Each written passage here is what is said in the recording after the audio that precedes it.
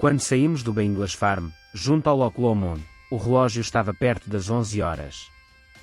A logística inerente à atividade campista, vulgo arrumar as tralhas, unida à muito escassa disponibilidade de espaço, derruba frequentemente os nossos planos de saídas madrugadoras. Mas na verdade, também não estávamos muito preocupados com o tempo.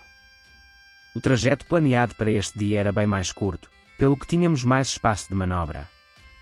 Metemo-nos a caminho e alguns quilómetros depois, o anterior cenário de montanhas com vegetação luxuriante começa a mudar.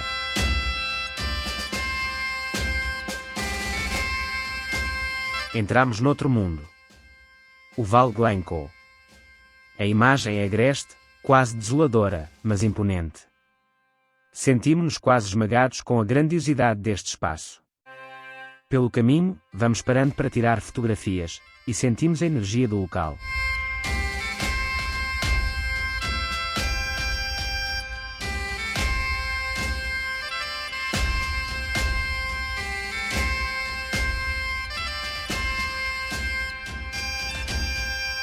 Seguimos viagem e passamos por mais locais de paragem recomendada. Um deles, o Monumento Glenfinnan e muito perto deste, o famoso Viaduto Glenfinnan, o tal por onde passa o Hogwarts Express, de Harry Potter. Infelizmente não tivemos a sorte de ver passar o Jacobite, o verdadeiro nome desta locomotiva a vapor. Continuamos em direção a Mallaig, onde apanharíamos o ferry que nos levaria à ilha de Skye e que partiria às 18h10. Chegámos cedo e ainda tentámos embarcar antecipadamente, mas sem sucesso. Desculpem, estamos cheios, disseram-nos.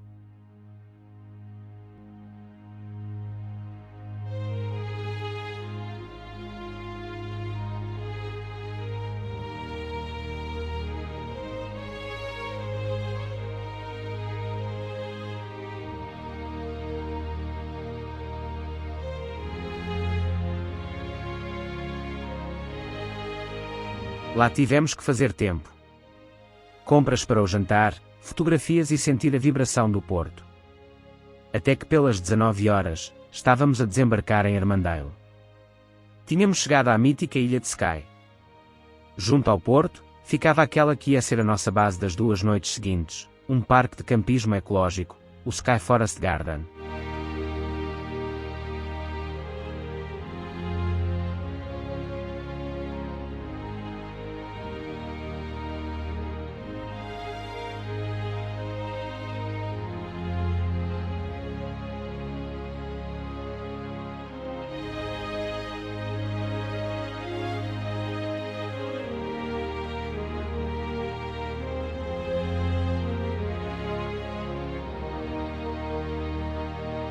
Acordámos cedo, no Skye Forest Garden. A nossa cabana, apesar de francamente mais luxuosa que uma tenda, com colchões a sério e eletricidade, era ainda assim, modesta. Sem casa de banho, tínhamos que usar o WC ecológico, e um único chuveiro, partilhado por todos os hóspedes, que felizmente eram poucos. Apesar destas limitações, o ambiente envolvente compensava. Fauna e flora riquíssimas em redor. Logo ao despertar, fomos presenteados com um veado a passar a poucos metros da nossa cabana. Depois de tomarmos o pequeno almoço, saímos para percorrer a ilha. Tínhamos um dia inteiro pela frente, mas como viríamos a perceber, não seria suficiente. Logo os primeiros quilómetros foram-nos enchendo a vista. À medida que nos afastávamos da costa, a paisagem foi mudando, mantendo ainda assim a sua beleza. A primeira paragem do dia foi numas ruínas de uma igreja do século XVI, com o habitual cemitério em volta. Confessamos que este tipo de cemitérios antigos, com uma aura gótica, exerce sobre nós um certo fascínio, e são imensos pela Escócia. Outro facto que observamos é que grande parte dos cemitérios por aqui não são organizados e o terreno é naturalmente irregular, podendo ficar num monte ou num vale, e frequentemente junto ao mar. Próxima paragem. Ferry Pools. Errado. Apesar deste ser inicialmente um ponto obrigatório no nosso roteiro, tivemos de abdicar dele, pois começámos rapidamente a perceber que o dia ia ser curto e cansativo, e a ida às Ferry Pools levaria no mínimo 2 horas. Para compensar este desvio, acabámos por passar inesperadamente por um local onde passava um ribeiro, com várias represas e uma ponte medieval. É claro que parámos. Estava um dia invulgarmente solarengo e quente. Um guia que se encontrava no local com um grupo de turistas referia que na ilha de Skye só se registram cerca de 15 dias de sol em maio, outros 15 em outubro e mais uns quantos dispersos pelo ano. Que pontaria a nossa!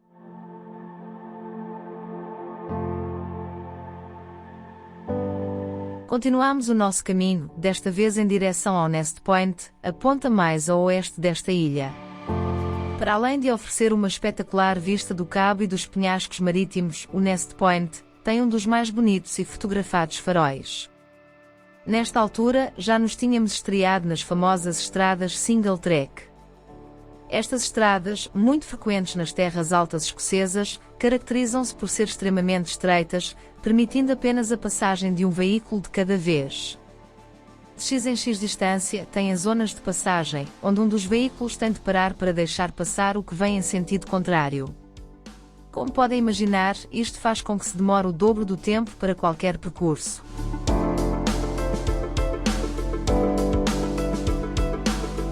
Conforme íamos percorrendo a ilha, fomos vendo a paisagem a mudar sucessivamente. É quase um espelho deste país, tão cheio de contrastes. Também o relevo é particularmente irregular, recheado de montes e vales. Comum em toda a ilha é a presença constante de ovelhas pelos pastos e pelas estradas. Esta é talvez uma das principais fontes de rendimento da Escócia, a produção de lã e do que com ela se pode fazer, como por exemplo os famosos quilts.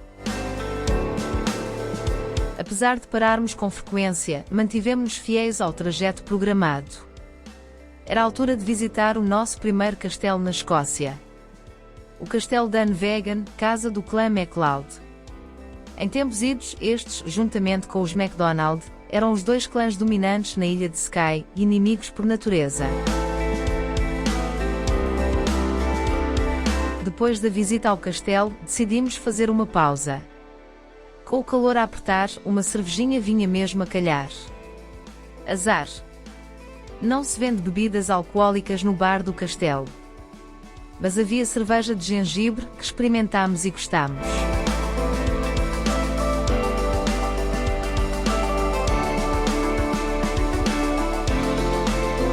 O dia avançava e estávamos a meio caminho.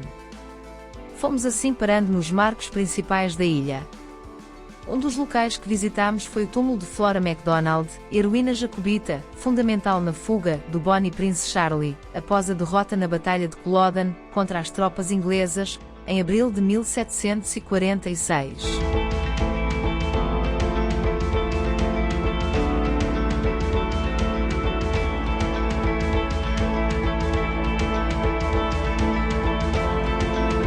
As Melt Falls e a Kilt Rock são outros pontos obrigatórios.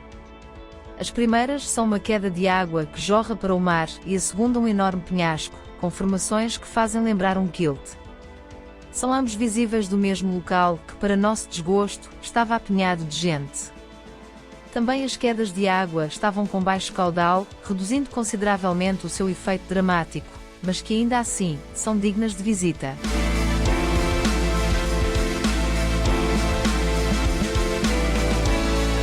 O Old Man of Storr é outro ícone geológico da ilha. É uma enorme formação rochosa, em forma de pináculo, que se eleva isolada e é visível a larga distância.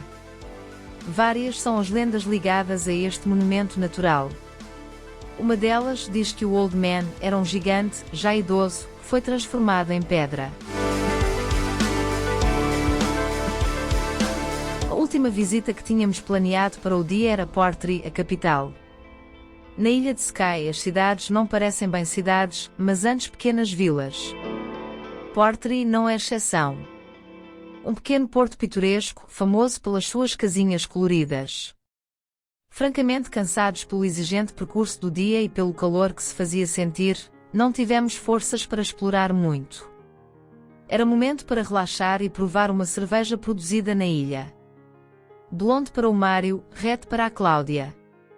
E assim chegava a hora de retornarmos à nossa casa da ilha e encerrar mais um dia.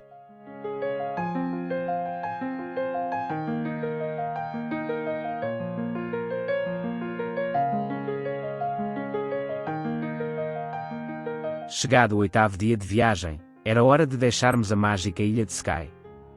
O nosso caminho continuava para norte, bem dentro das terras altas. A quietude da manhã e os raios de sol, que por entre as nuvens se projetavam no mar, criavam mais uma vez imagens deslumbrantes.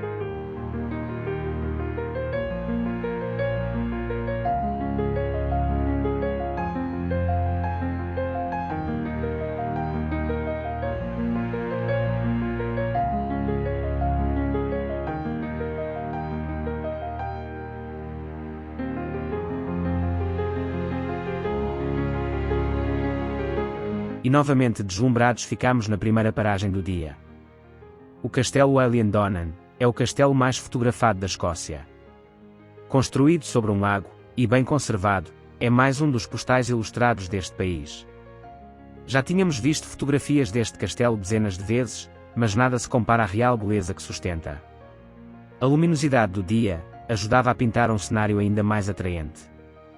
Infelizmente não conseguimos entrar para o visitar, porque ainda faltava perto de 1 hora para a abertura e tínhamos que seguir viagem.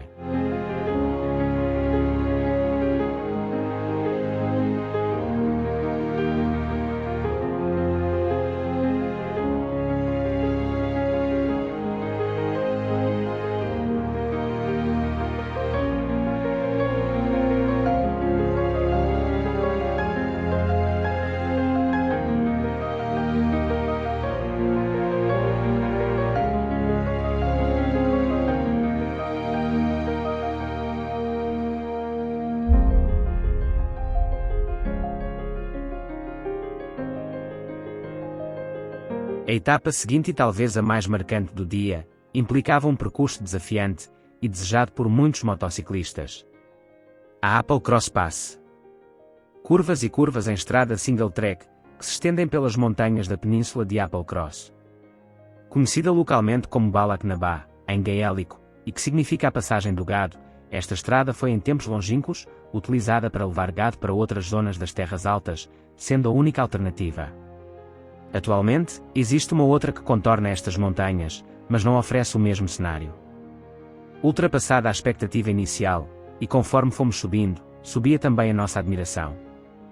O que os nossos olhos viam, era de cortar a respiração. É de facto uma estrada icónica. E por isso percorrida por tantos amantes das duas rodas.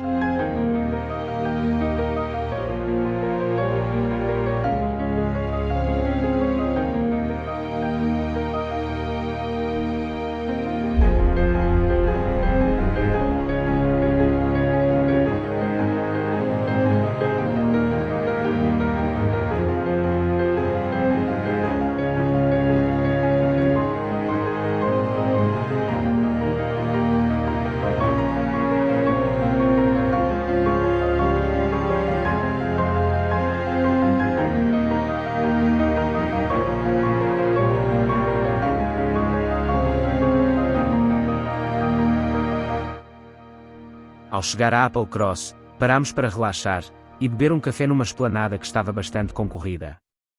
A localidade é minúscula, mas de uma graça singular.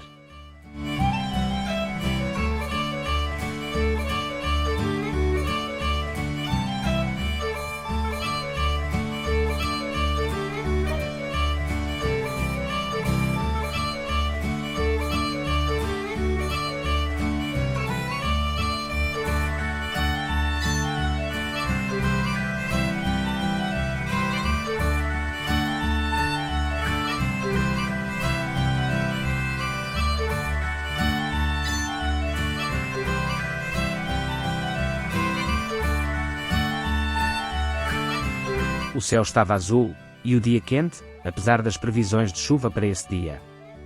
De energia renovada voltámos à estrada, frequentemente isolada, com quilómetros sem se ver sinais da civilização, mas sempre fascinante.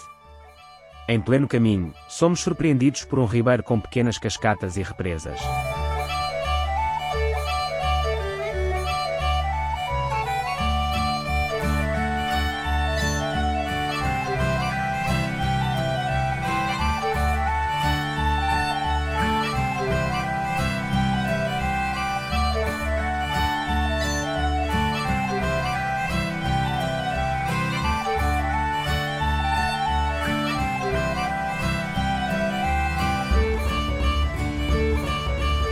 Algum tempo depois as nuvens começavam a avançar, e pela primeira vez, sentimos a famosa chuva escocesa. Dirigíamos-nos para o Lapul e tínhamos planeado acampar, mas desta vez a meteorologia não estava do nosso lado.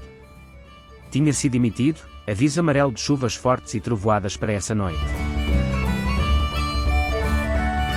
Lá fomos procurar alojamento, mas parecia que toda a gente tinha decidido passar o fim de semana fora, e os bed and breakfast pareciam estar todos ocupados. Já com pouca esperança, fomos ao posto de turismo, onde fomos muito bem atendidos. A funcionária, muito afável, mostrou-se igualmente prestável e eficiente. Compreendendo a nossa aflição, fez uns quantos telefonemas e arranjou-nos estadia para a noite. Pouco depois de chegarmos ao quarto, chovia torrencialmente. Foi por pouco. A chuva, no entanto, não durou muito e aproveitámos para sair e explorar a cidade. O Lapul, apesar de pequena, é uma cidade importante e estratégica, tendo um dos portos mais movimentados do país.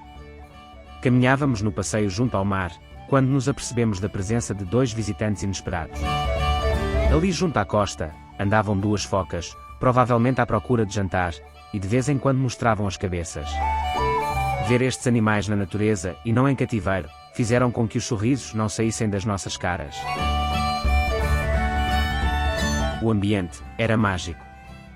A noite, que por aqui chega mais tarde, estava a ser dominada pela bruma que vinha do mar, e envolvia a cidade num manto de mistério.